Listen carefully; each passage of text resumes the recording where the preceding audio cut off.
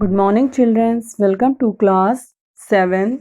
In previous class, we read about the natural indicators around us: litmus, turmeric, China rose. Okay.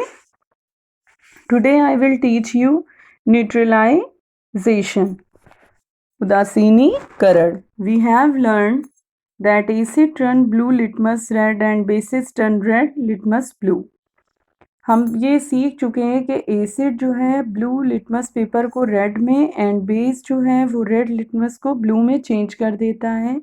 तो अब हम ये देखेंगे कि जब ये एसिड को बेस में मिलाया जाता है तो क्या होता है। We are going to use an indicator you have not used so for.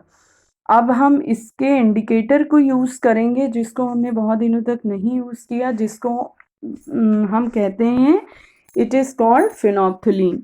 Activity 5.5 to be demonstrated by the teacher in the class. ये हम टीचर के प्रेजेंस में करेंगे. Fill 1/4 of a test tube with dilute hydrochloric acid. हम एक test tube लेंगे और उसमें 1/4 हाइड्रोक्लोरिक एसिड मिलाएंगे, डाल देंगे. Note down its colour. फिर उसके कलर को हम नोट करेंगे. Note down the colour of phenolphthalein solution also. इसके अलावा हम फ्लैप्थिलीन सोल्यूशन के कलर को भी ऐड करेंगे. Add 2-3 drops of the indicator to the acid. फिर 2 से 3 बूंद हम इंडिकेटर से एसिड को डालेंगे. Now shake the test tube gently. फिर टेस्ट ट्यूब को हिलाएंगे तो do you observe any change in colour of the acid. Acid में क्या कोई चेंज आया उसके कलर में. Add to the acidic solution a drop of sodium hydrochloric solution by dropper. फिर उस एसिडिक सोल्यूशन में हम एक ड्रॉपर की सहायता से एक ड्रॉप सोडियम हाइड्रोक्साइड सोल्यूशन डालेंगे. Stir the tube gently. फिर टेस्ट ट्यूब को धीरे धीरे हिलाएंगे. Is there any change in the colour of the solution.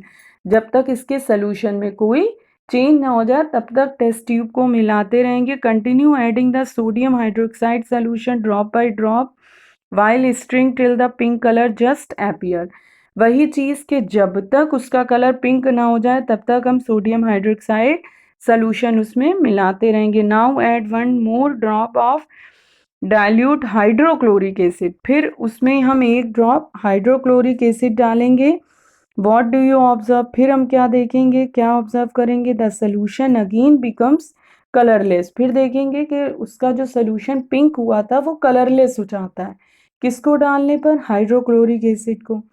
Again add 1 drop of sodium hydroxide.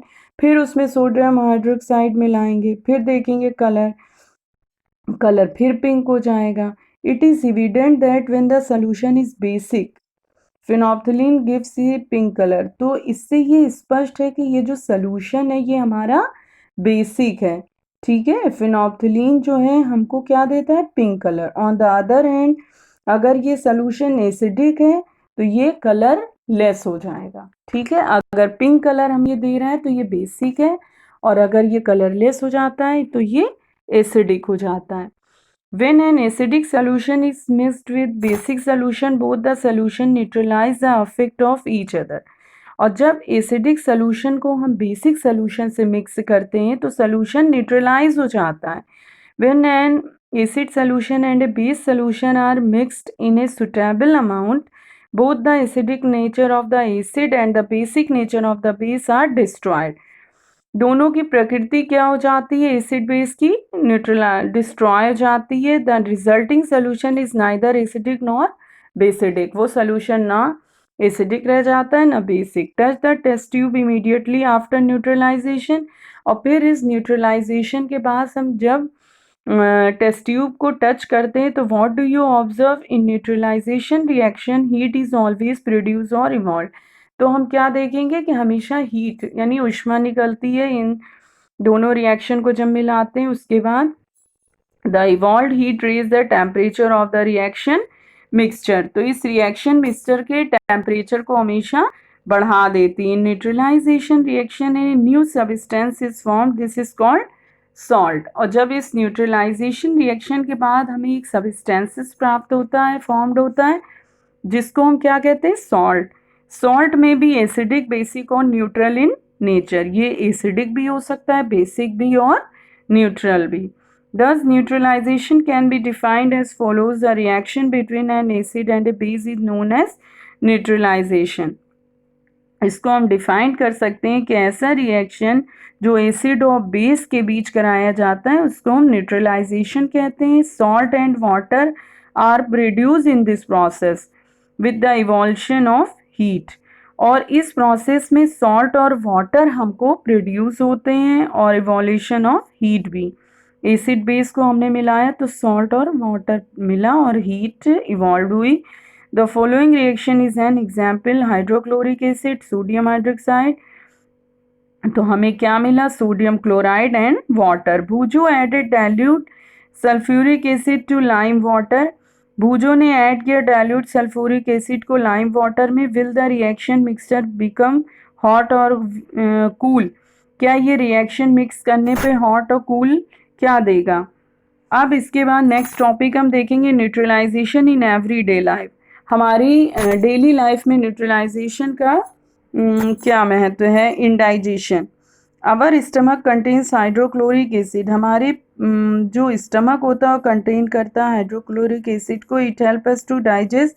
ये हमारे खाने को डाइजेस्ट करता है। As you have learn in chapter 2 में हमने ये पढ़ा था। But too much of acid in the stomach causes indigestion. लेकिन अगर बहुत ज़्यादा एसिड हमारे स्टमक में हो जाएगी तो हमारे पेट में क्या इंडाइजेशन हो जाता है। Sometimes indigestion is painful. कभी कभी ये बहुत भयानक भी हो जाता है। द रिलीफ इंडाइजेशन भी taken and acid such A milk of magnesia. फिर इस इंडाइजेशन को रिलीव करने के लिए हम एक मिल्क ऑफ मैग्नीशिया लेते हैं जो कंटेन करता है मैग्नीशियम हाइड्रोक्साइड को। It neutralises the affect of excessive acid. ये हमारे एक्सेसिव एसिड को न्यूट्रलाइज कर देता है, उसको उदासीन कर देता है। एंट बाइट, चींटी। When an ant bite, it injects the acid liquid into the skin. The effect of the acid can be neutralized by rubbing moist baking soda or calamine solution which contains zinc carbonate. जब चींटी हमको काटती है तो वो acidic liquid को हमारी skin के अंदर डाल देती है। इस एसिड का क्या इसको हम कैसे न्यूट्रलाइज करेंगे? इसके ऊपर बेकिंग सोडा या कैलामाइन सॉल्यूशन को लगाकर, जो कि कंटेन करता है जिंक कार्बोनेट को। Soil treatment. Excessive use of chemical fertilizer make the soil acidic. अगर बहुत ज़्यादा केमिकल फर्टिलाइजर को यूज़ करेंगे तो सॉइल हमारी एसिडिक हो जाएगी। Plant do not grow well when the soil is either too acidic or too basic। अगर बहुत ज़्यादा फर्टिलाइज़र तो ये हमारी सॉइल ग्रो नहीं कर पाएगी, प्लांट्स ग्रो नहीं कर पाएंगे, वो या तो एसिडिक हो जाएंगे या फिर सॉइल वहाँ की बेसिक हो जाएगी। when the soil is too acidic it is treated with bases like quicklime, calcium oxide or slag lime। if the soil is basic, organic matter is added to it। organic matter releases acids which neutralizes the basic nature of the soil। जब soil बहुत ज़्यादा acidic होती है तो इसका treat क्या करते हैं कि विद बेसिस लाइक क्वाइकलाइम। तो इसको जो बेस होता है क्वाइकलाइम डाल देते हैं, ठीक है। और जब सॉइल बेसिक बहुत हो जाती है तो ऑर्गेनिक मैटर कंपोस्ट इसमें ऐड कर देते हैं। ऑर्गेनिक मैटर जो है वो एसिड होता है जो कि न्यूट्रलाइज कर देता है हमारे बेसिक नेचर को सॉइल के। Factory waste. The waste of many factories contain acids. If they are allowed to flow into the water bodies, the acid will kill fish and other organisms. The factory waste are therefore neutralized by adding basic substances। और जो mini factories में हमने बहुत सारे waste देखे हैं जो कि एसिड को कंटेन करते हैं। अगर इनको अलाउ कर दिया जाए वाटर बॉडीज में तो एसिड जो है बहुत सारी मछलियों को, बहुत सारे ऑर्गेनिजम्स को मार देंगे, क्योंकि एसिड जो अगर इनको हम पानी में डाल दें तो factory waste are therefore neutralized by adding basic substances. तो यहाँ के जो एसिड जो वेस्ट होते हैं उनको न्यूट्रलाइज कर दिया जाता है बेसिक सब्सटेंसेस के द्वारा।